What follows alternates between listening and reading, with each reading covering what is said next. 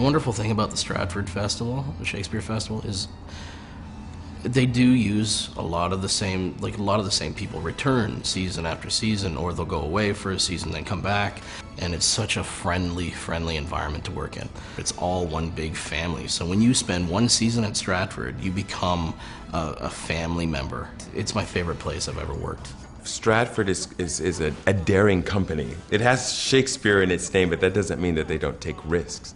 I wasn't sure what the community what their reaction would be to the show, but I wasn't surprised that they would take that risk. And of course, Des McAnuff is the artistic director, and Des, is very daring.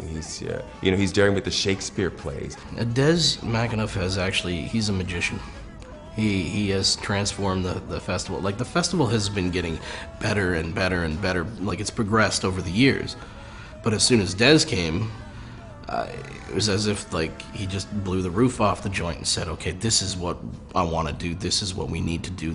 We need to go into this direction. And it basically took our progression and bumped it into fast forward.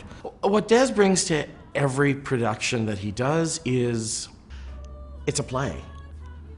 You sit around for 4 days, you study the play, and then you look at the scenes in the play.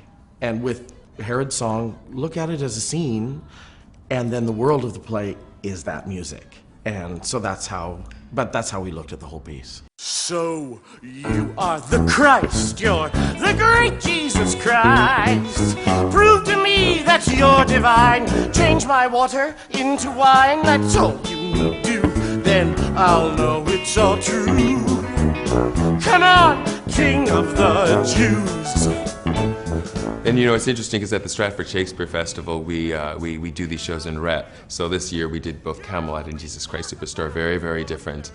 So you had to get a total mindset from day to day going from these shows.